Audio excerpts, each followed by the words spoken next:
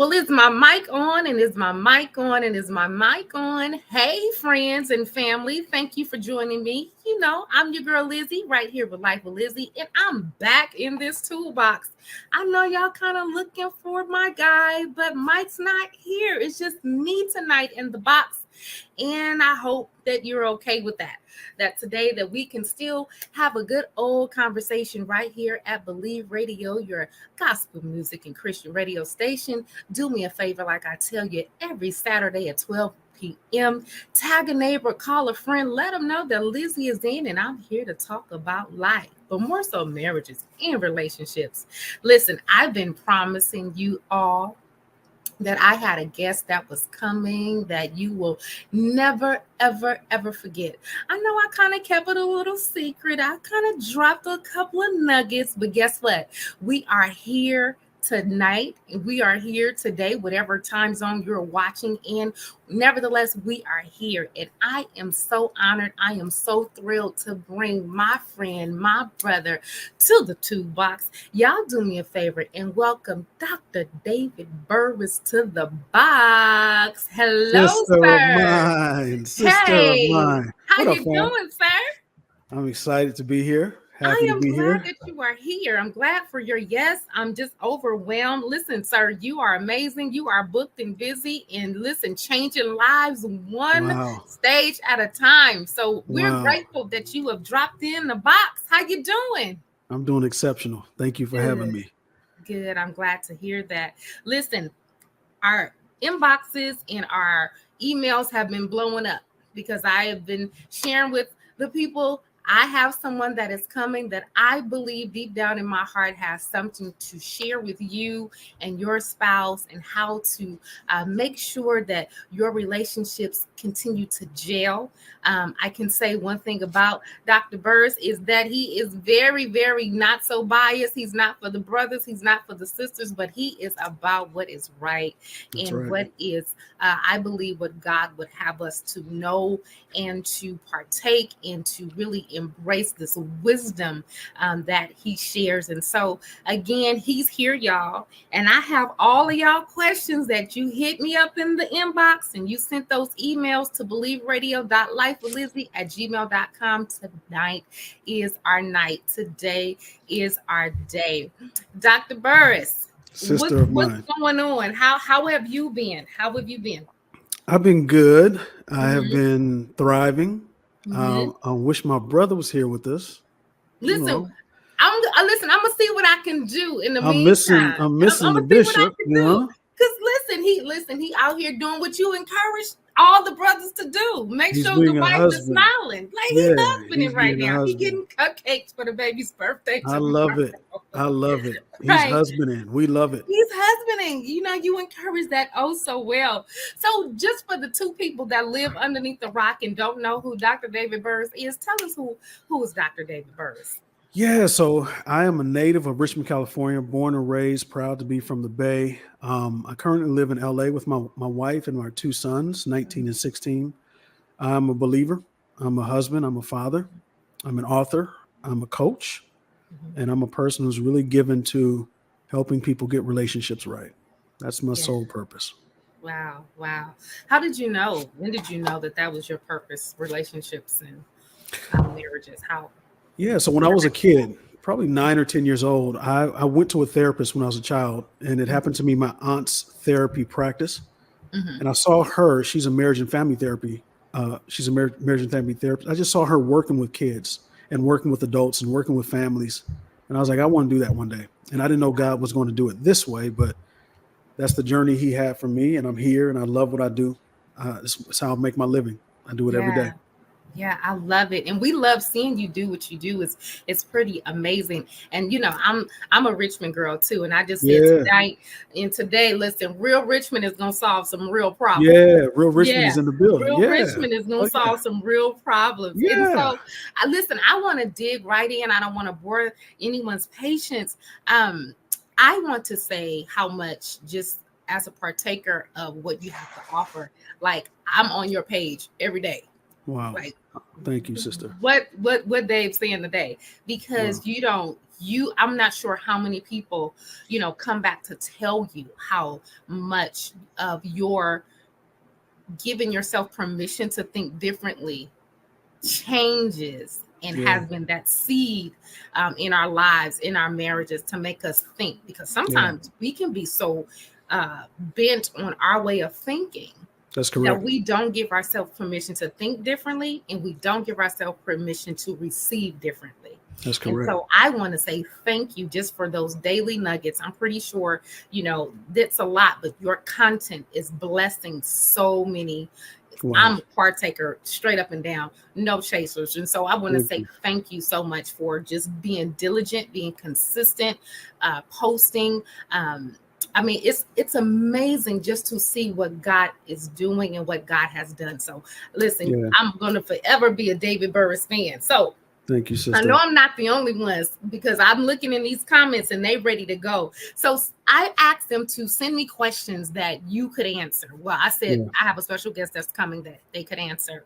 And so I got some of the most interesting and amazing, but yet I can sense that they were heartfelt questions, and they were really wanting to know, what do I do? Yeah.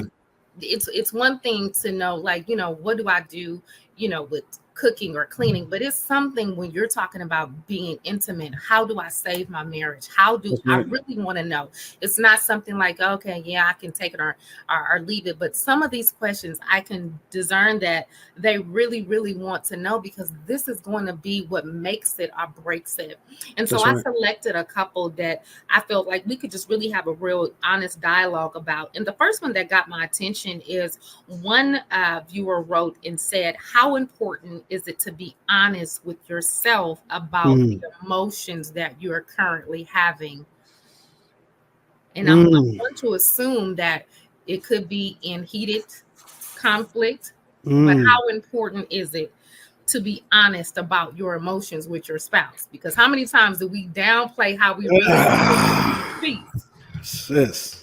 How You know, important is it to be honest? is Real Richmond. So I think Real Richmond gonna solve some problems tonight. Real Richmond is gonna Listen, we solve some gonna solve problems. them. Listen.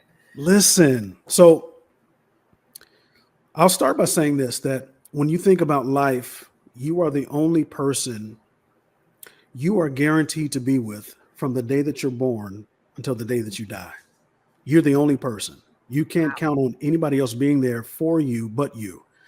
So, since that's the case, what I've learned to do, and what I want those who are listening to learn to do, is you have to really be honest with yourself about yourself. Mm. Because if I'm not honest with me, and I don't, the more I lie to myself, the less I can trust my decisions, right? Wow. The more honest with myself I am. So, if I say I'm going to go to the gym, I have to go to the gym. Otherwise, I won't believe me any further. So, having said that, I've got to be honest with my emotions, right? Mm. Because I'm the only one I'll ever be with. Whether we're arguing or whether we're happy, it doesn't matter. No matter what I'm going through, I've got to make sure that I'm good with me and that I'm honest with me, and that I give myself the opportunity to really evaluate and assess what I feel. Mhm. Because if I'm going to lie to me, I can't trust you to be honest with me. I've got to make sure that I'm honest with myself first. Wow. That's hot. But did you really have to use like the gym though? Listen, fam, I haven't been either. So Can we just yeah, yikes? I Okay. yeah, No, but I think, that's amazing though. That if being that I'm gonna be with me for the rest of my life, and if I can't trust me, if I can't trust me, then and then again to that point, if I can't trust me, I stop believing that I can trust myself to make decisions, wow, right? wow, So that's good. that's where a lot of people stay stagnant because they stop Mhm. trusting that they can trust themselves. Wow. That'll preach. Yeah, Man, that'll preach. But and I think that it's so important that we be able to trust ourselves, that's right. so that the one that you committed to can That's trust right. you. That's right. And when we talk about trusting ourselves, we are first we are we can be on a spectrum sometimes. That's right.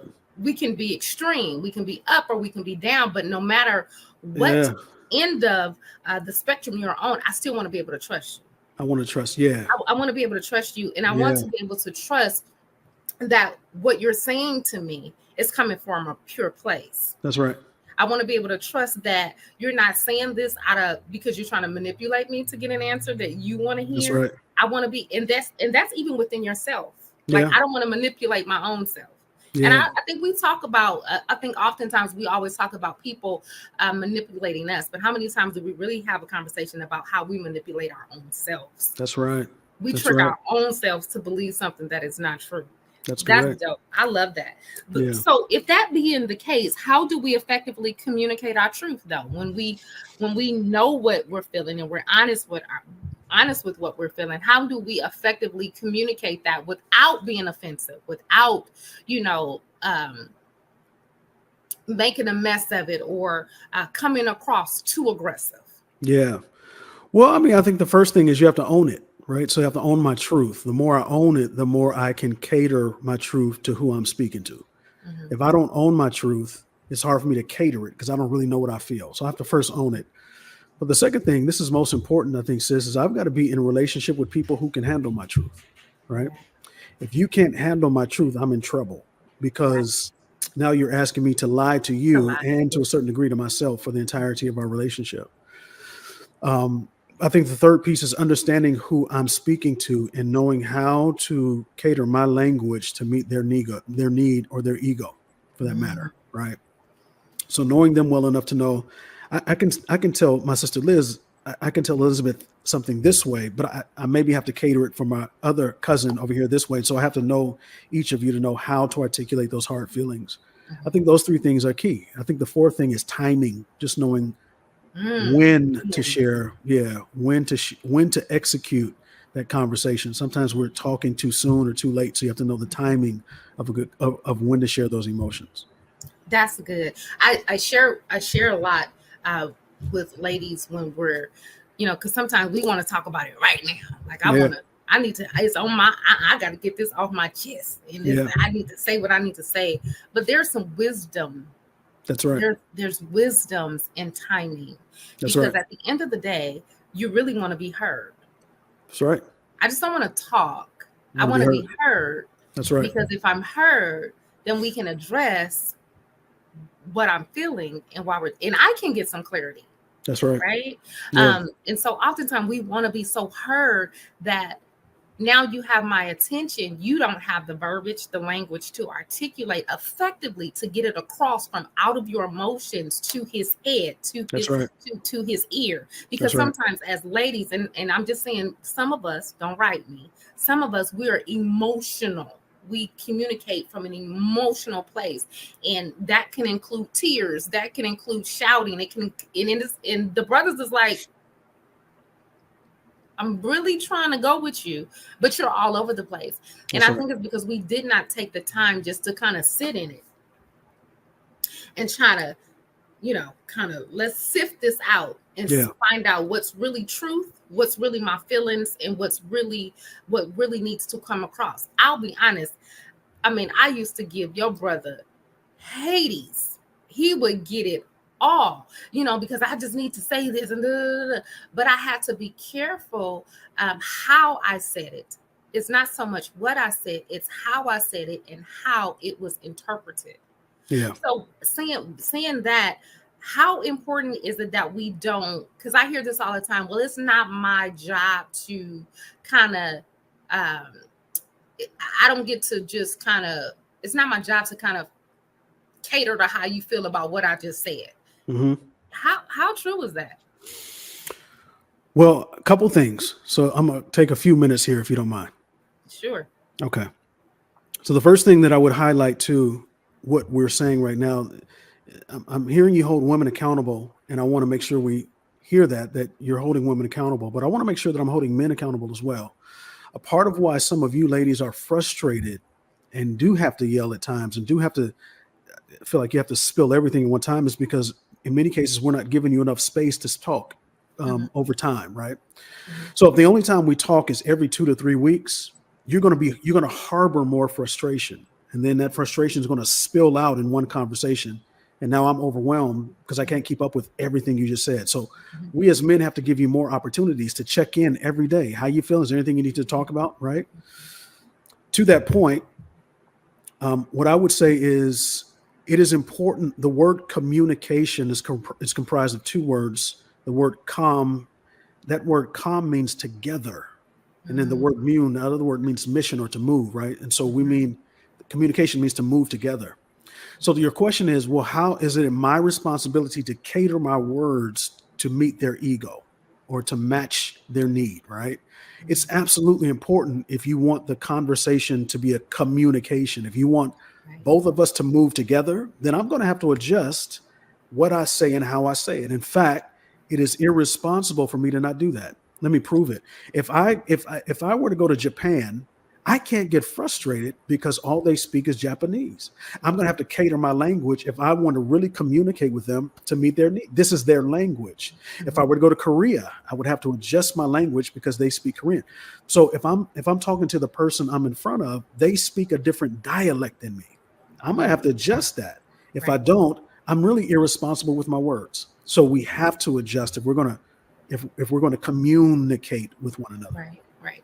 Yeah, I know that's I took the long road, sis. no, I'm no, sorry. no. That's real talk because oftentimes we don't feel how. And can I just throw this out here? Sometimes, and this is what I've just kind of seen. Sometimes we don't feel we need to do that, and I think that's a level of, that's almost selfish. It's Like I very don't, selfish. I, Yeah, I think that's a level of selfishness, and I say it all the time. Marriage is not for kids. It's not for selfish people. it is not. It's not you. Yeah, It's a sacrifice, but not to the degree of, oh my God, I gotta give up myself. When I love you, I don't have a problem. that's correct. When I look at my spouse and this is my lifelong partner, whatever it's gonna take to make this person feel safe with me, Yeah, to be comfortable with me, if I gotta tone down and push back a little bit, why would I not? I think on a deeper level too, to your point, if we are one flesh, I'm really doing you the favor when I cater my needs to you, right? And I'm also doing myself the favor because we're one. So if we're one flesh, I got to do me a favor by Yeah, adjusting how I speak to you because we are one.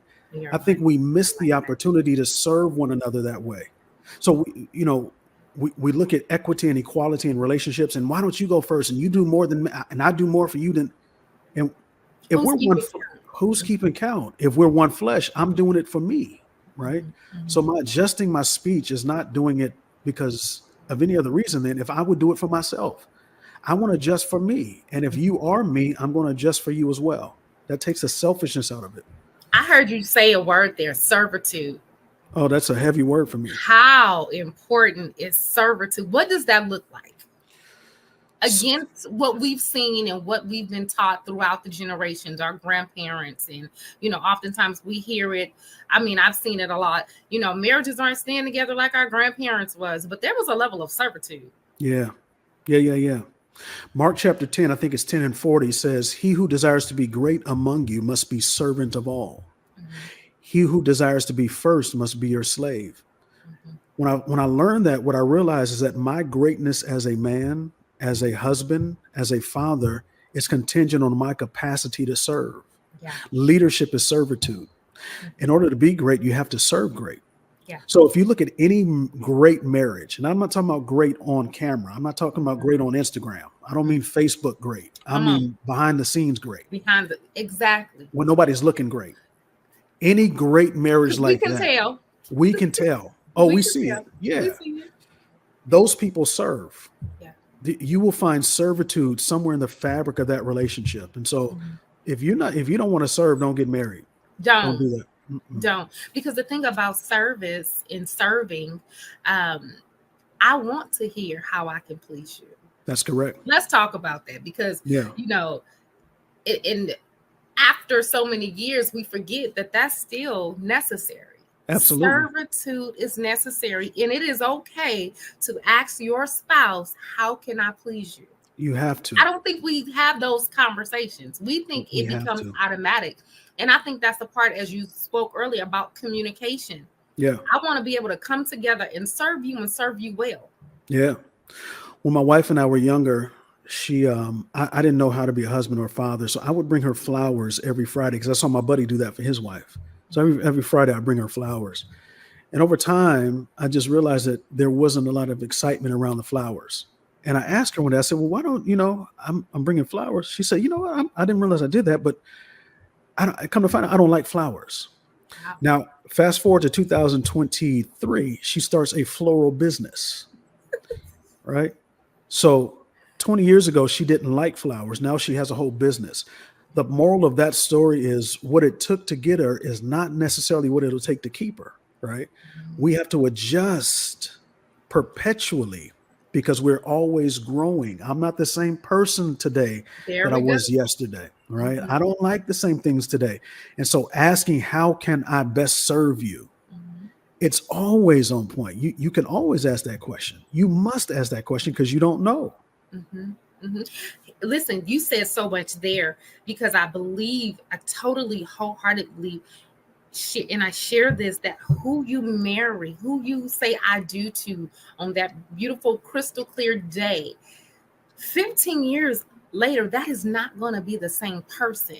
And you The should next be okay day, the next day. But they you were should single when want, you said I do. They're absolutely, no longer single. you should want them to evolve. And so let me ask this. I mean, you see it and you counsel and you see couples all the time. Could you speak to the fact of giving each other permission to become their own individual? Mm, Because yes, we're a couple, but at the end of the day, I'm still Liz. He's yeah, still Mike. yeah, That's still Kevin. That's still Amy. yeah, The power of your individuality yeah, is what makes you a power couple. Not because y'all yeah, got a Rolls Royce, not yeah, because you have a big house, but because you allowed me to become. You yeah. allowed me to evolve. You allowed me to be the better me. You allowed me to grow and to come into my own. Can you speak to that for those couples that are struggling and have an identity crisis, or for the wife or the husband that won't evolve because they kind of feel like I might kind of grow a little more or a little further than my spouse? So Richmond is about to speak. So just Come on, Rich. let's let the Just city know let it. that Hey, y'all, Richmond tap in. Here we go. Richmond is about to speak. The whole city. Let's gather the city. What I would say to that is this: Eve was made and formed from a rib. Had she not been allowed to become all that she needed to be, had Adam just wanted her to stay rib, he would have only viewed her as a piece of meat for the entirety of their marriage. Whoa. So, who do you want me to really be if you don't want me to evolve, right? If all I can be for you is a piece of meat, then I don't want to be in this relationship because Right. I need to be with someone who will not just allow me to grow, but encourage me to grow, right? Mm-hmm. I need you to push me to my best self. Mm-hmm. In fact, to the point of you won't let me talk fear around you because you know there's growth on me, right? So you have to be with someone who allows you to grow. It's imperative. Wow. Wow. That Yeah. is amazing. Absolutely amazing. Dude, that was real right there. I would only become a piece of meat. But We don't how want that. often do we see that though? I mean, you just opened my eyes to something great. How often do we see? I've seen and I've heard of individuals that'll say, she's good just because she's my first lady, or he's good, just to be, they put them in these boxes and that's it. Like Yeah. you can be on the front row with a hat, that's it. There's some danger to that. And the danger to that is when that person finally discovers who they really are, they'll crush you, Yeah. right? They'll end up hurting you because they're going to outgrow your capacity to cover them because your ego won't let them be anything further, right? Mm-hmm. So you can't be with anybody that will hinder your growth. Yeah. You become now a tumor to the marriage. I'm actually a tumor if you don't let me grow. Wow. Because all I'm doing is sucking the life out of you. Yeah. You got to let me grow so I don't become tumorous to you. Because if all I can do is rely on your brilliance, we are in trouble. Incredible. Yeah. We are We are in definitely. trouble. Listen, you have said something there. When when is it, or how does one have the conversation if they recognize that? Like, how do they sit down and again communicate like, hey, I'm noticing that every time I try to either launch out or I have this creativity, you kind of don't support, or you kind of, say things that kind of make me second guess. Again, you're my spouse, you're who I share my hopes and my dreams with, but every time I come to you, you kind of shoot me down. How does that one person bring it up, or how can they come to a place of communicating that? Because that other person, let's be honest, they may not know. Yeah. Maybe. I would. So, that's kind of a generalized statement. And I think that each couple's different. But what I will say this is, sis, is it sounds like the person on the other end of that conversation is not in a place where they can hear you anyway. You need a therapist. Yeah. You need a third party to come in. No, that's real. I'm sorry. No, for real. Because sometimes you cannot communicate it and they can't hear it. So you need somebody to come in and say, this is what sis is really trying to say, or this is what bruh is really trying to say. Yeah, because if you don't hear me, you gotta get somebody who you do hear. Yeah, somebody that's gonna give you a receipt at the end of that. This is correct. An invoice. My God. You're gonna need an invoice. Yeah, you need an invoice. The help we need requires an invoice. Listen. And it's okay. Absolutely. And it's okay though, because listen, therapy is amazing. Amazing. Let's just go on and just put that out here, because unfortunately we kind of like the end of that generation where we're just now coming into therapy. We just now, it is okay. You can still have Jesus and a therapist and still love the Lord and have a therapist, but it is necessarily because we're still talking about two becoming one. And you come from so much childhood trauma, and so much has happened in your house. And here I am trying to bake pies and fan flies, and it's not connecting. How important. I had a guest on, and they said the first thing I would recommend to any couple is to go to therapy. Yeah. The first thing is to go to therapy. What say you? What do you think? Absolutely. Therapy. Couple things. So therapy, and I think when couples are really trying to restore and reconcile in some areas of their life, one of the challenges is you're trying to find the romance in your marriage. And sometimes you can't find romance until you find friendship. So therapy and really leaning in on developing that friendship again, becoming best friends again, that leads to a deeper level of transparency and vulnerability, which now we can get to some romance. So therapy, friendship, romance, in that order. Now you hit two of my favorite words, friendship and romance. I think my husband is like my best friend. Now he may say, girl, you need a girlfriend to be your best friend, but my husband, because your spouse should be your best friend. My spouse is my best friend. Like he gets all of the juice. He gets everything. He gets my fears. He gets my excitement. He is just like my best friend. But I've been told, I know, I won't share their names. Lord, I almost said something. But I know of individuals that'll be like, my wife is my wife and my boy is my boy. There's nobody that is more important to me than my wife, period. Now, my wife is my best friend. I think your spouse should be your best friend. Now, what I will say is this: your spouse cannot handle all your needs. Yeah. All right. So you do need it. You do need at times someone else you can talk to. My wife is my best friend. I have two other married men that are my second and right. So they're my outside my home best friends. But my wife is my priority. These guys help me become a better husband for my best friend. Right. Yeah. So they support the work she's doing. Wait, say that one more time. They help me to be a better husband for my best friend. Absolutely. I don't hang out with men that don't make me better for my wife. I just do not. Okay, stop, time out. We do not hang around individuals that do not help us to become better to our spouses. I don't do it. If you can't help me be better for her, I don't need you around me. Because when it's all said and done, I've got to make sure that I guard what we have, right? So everything around me has to support what we have. If you don't, you have to go, because you won't be here when I'm sick. You're not here when I'm hungry, right? So no, you got to support that. My friends, Absolutely. In fact, not only do they support, they correct me. I'll Yeah. post something on social. I posted something on social media a couple of days ago. My buddy hit me and said, "Hey, you got to delete that, bud. Yeah. I don't want any woman thinking they even stand a chance with you." That's He right. called me to tell me to delete it so that it protects my wife. Hmm. Yeah, Yeah. that's who you need to have around you. Everybody needs those friends that are not fans. That's correct. I'm gonna say Yep. that again. Yep. Everybody needs friends that are not That's fans. correct. You Yeah, need people in your life that don't see you as an idol. that's correct. If they're gonna be close to you, If they're, I you tell don't need no people, if you're gonna fans. be my friend, Yeah, I need you not to let me out be out here tacky.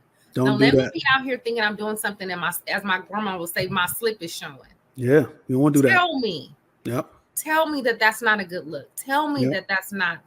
Be my friend. Be my Don't keep friend. me tagging like you see her.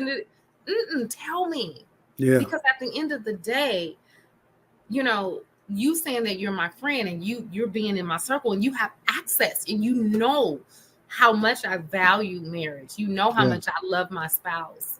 Then by all means, as a friend, I give you permission to. Yeah. You need to, or get away from me. Yeah. Or if you can't do that, then yeah, You got to you go. definitely have to go. Now, Yep. friendship. Hmm. What does friendship look like in a marriage? Between a husband and spouse, or Yeah, friendship between a husband and a spouse, husband and wife.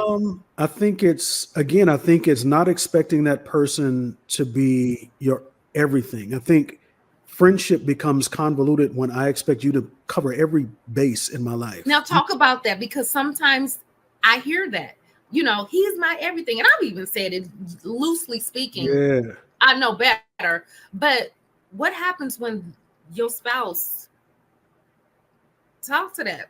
Because sometimes it's Yeah. unhealthy.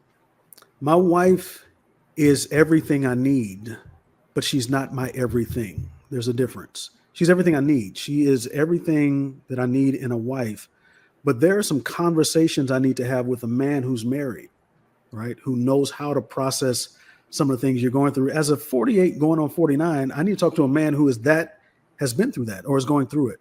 My wife can't help me with some of this stuff, right? So she covers my heart, but there are some things that I need outside counsel for, and that's where friends come in. But she's my, again, we are best friends.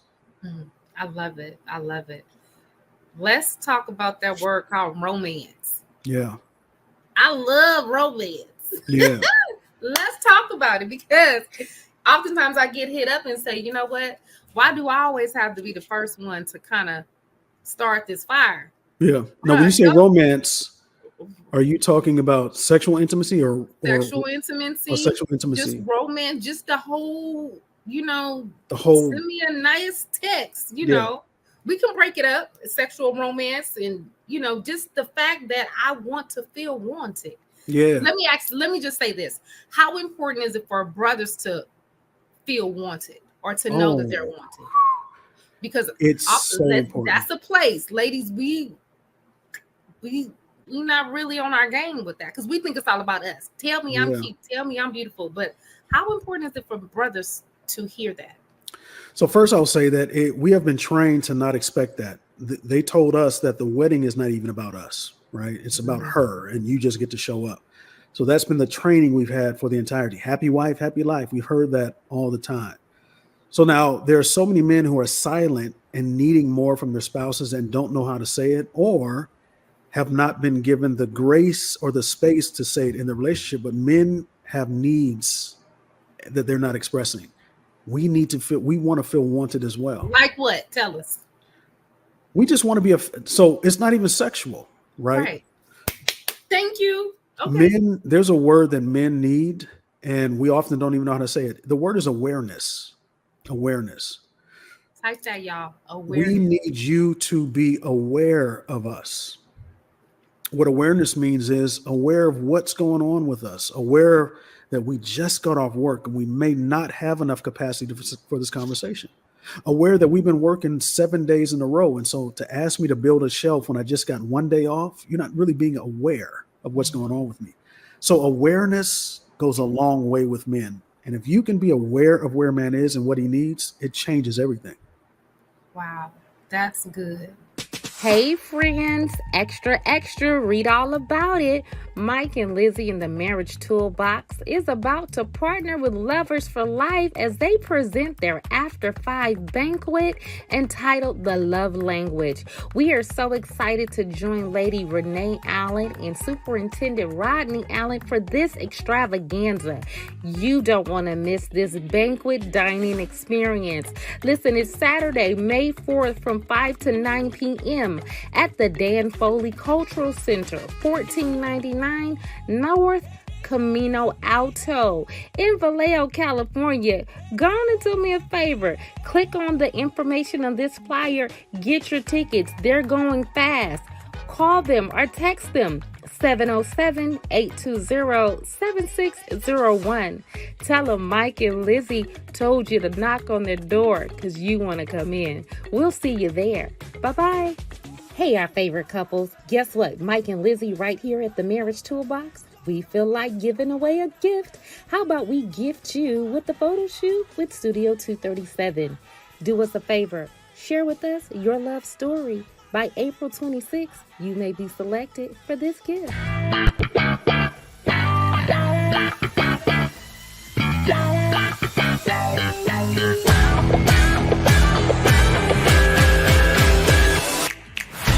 Couple things. So therapy, and I think when a couples are really trying to restore and reconcile in some areas of their life, one of the challenges is you're trying to find the romance in your marriage. And sometimes you can't find romance until you find friendship. So therapy and really leaning in on developing that friendship again, becoming best friends again, that leads to a deeper level of transparency and vulnerability, which now we can get to some romance. So therapy, friendship, romance, in that order.